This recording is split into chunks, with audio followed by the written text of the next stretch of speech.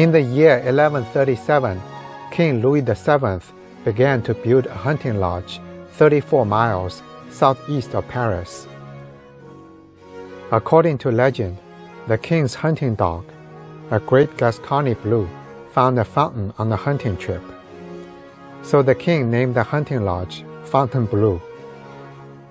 Over centuries, the hunting lodge was expanded into a magnificent chateau with wings, courtyards, and gardens by generations of French monarchs.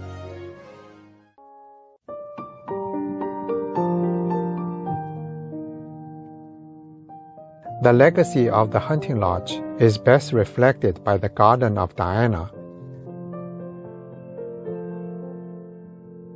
Dating back to the 17th century, designed by Henry V, the Garden of Diana originally was a private garden of French kings and queens, with box-hedge parterres and statues in classic French and Italian styles.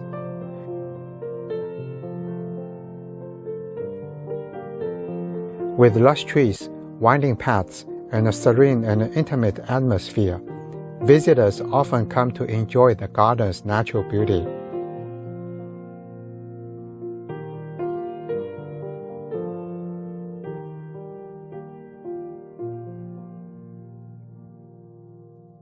The centerpiece of the garden is the Fountain of Diana, featuring a statue of Diana, the Roman goddess of the hunt, with a stag accompanied by 4 bronze dogs. It ties the garden to Fontainebleau's hunting lodge origins. Diana is widely admired in the Western world as a symbol of female independence, strength, and chastity. In Western art, Diana is often portrayed as a woman hunter in a forest setting, wielding a bow and arrow with hunting dogs, ready to shoot. Her chastity reflects her self-efficiency and self-sovereignty, rejecting traditional roles of marriage or domestication, which was radical for the patriarchal Roman world, but embraced by the modern Western society.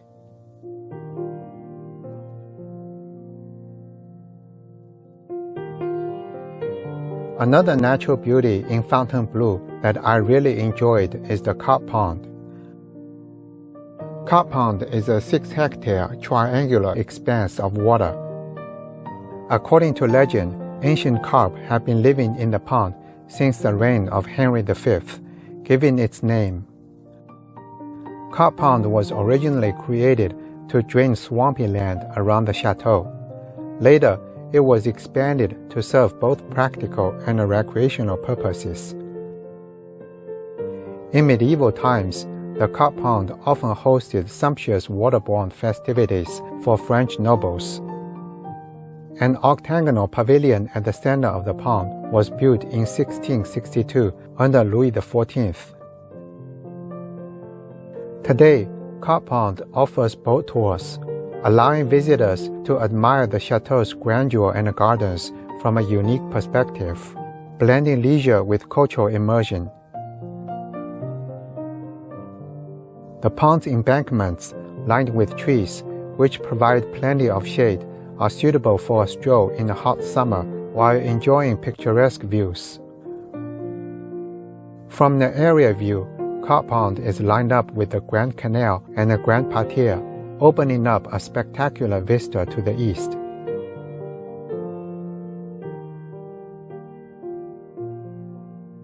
The carp, as a symbol of longevity and abundance in various cultures, align with the chateau's legacy of opulence and continuity across 8 centuries of royal and imperial habitation. The pond's dual role as a practical water management and a stage for courtly leisure reflects the chateau's blend of function and grandeur. Over centuries, the pond's scenic beauty, framed by trees, tranquil turquoise water, and a magnificent palatial backdrop, has inspired great paintings by artists.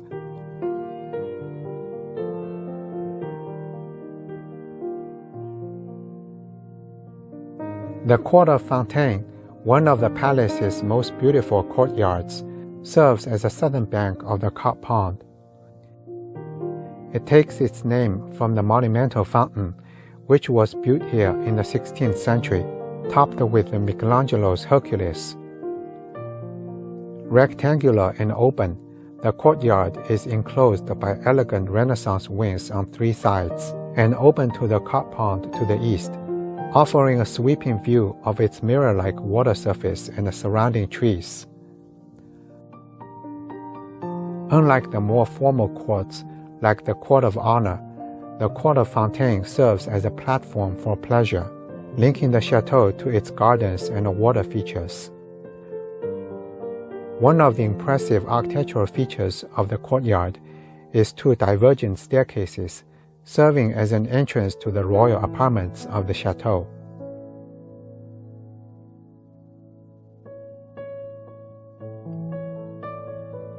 The Grand Parterre was created between 1660 and 1664 under Louis XIV. With its 14 hectares, it's the largest in Europe, reflecting the king's desire for an open space at Fontainebleau. It was designed in the French formal garden style.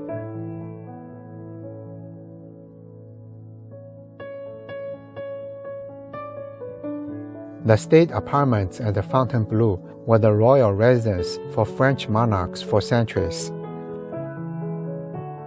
They offer visitors a glimpse of the luxurious living environment of French kings and queens. They include kings and queens apartments, ballrooms, salons, and galleries designed to reflect the royal power and cultural patronage. These grand rooms are renowned for their Renaissance and Baroque artistry, showcasing stunning frescoes, stucco work, and gilded woodwork, influenced by the Italian Renaissance and French Classicism.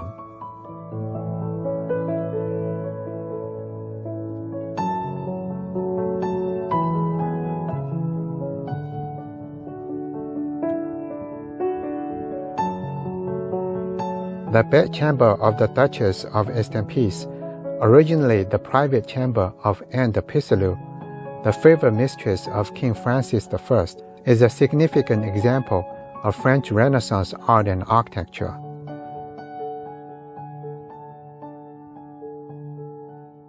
Located adjacent to the king's apartment, it was lavishly decorated by the Italian artist Francesco Primiticcio.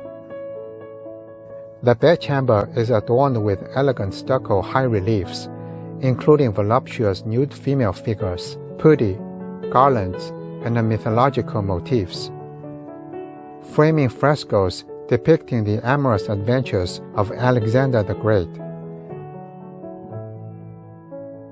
These works emphasize the themes of sensual love and royal power championed by the room's occupant, Anne de Pisseleu.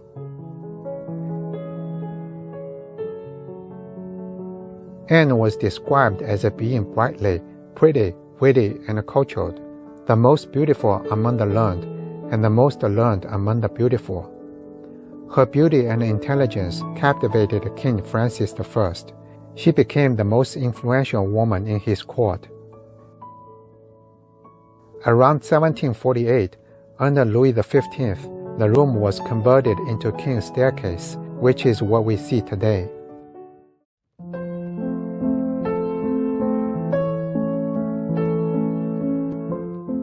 Crossing Anne de Pisseleu's bedchamber, you will enter Francis I Gallery, which is one of the most iconic examples of French Renaissance art and architecture. Created between 1533 and 1539 under the patronage of King Francis I. The gallery, originally a corridor linking the king's apartments to the chapel, spans 60 meters in length and 6 meters in width. Its walls are adorned with elaborate frescoes framed by high-relief stucco features, including mythological scenes, allegories, and motifs, celebrate the reign of Francis I.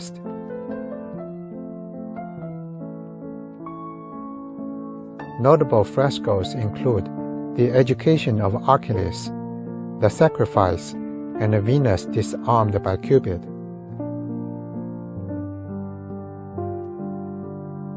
we can see a similar design to Anne de Pisseleu's bedchamber. Their proximity in location and art design suggests the close relationship between the king and Anne.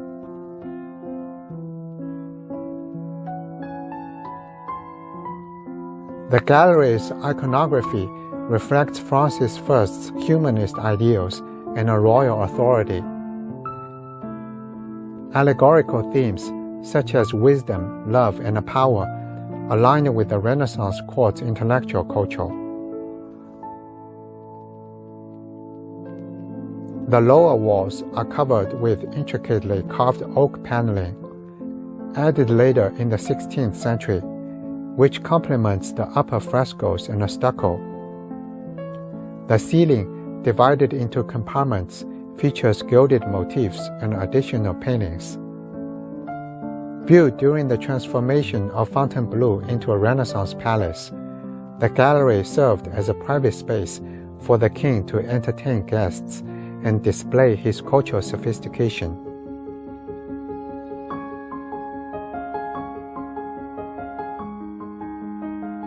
Chateau de Fontainebleau was the first place that we visited in our 2025 Europe trip. Fontainebleau is often compared to Versailles, another world-famous French chateau, due to their similar style and function. I visited the interior of Versailles 3 years earlier, and would visit the Garden of Versailles the next day. Although they both served as a French royal residences, Versailles, built under the reign of King Louis XIV at the peak of his power, reflected his ambition to be the center of the world. It's like the sun, shining high and bright. But it hardly represents the long history of the French monarchy like the Chateau de Fontainebleau, which spans 8 centuries, from the Middle Ages to Renaissance to modern times. Fontainebleau, less sumptuous and smaller in scale, is more practical for its purposes. It provides a more intimate vibe for visitors when touring various sections of the chateau. Both are must-visit, however, if you are interested in French history, art, and culture.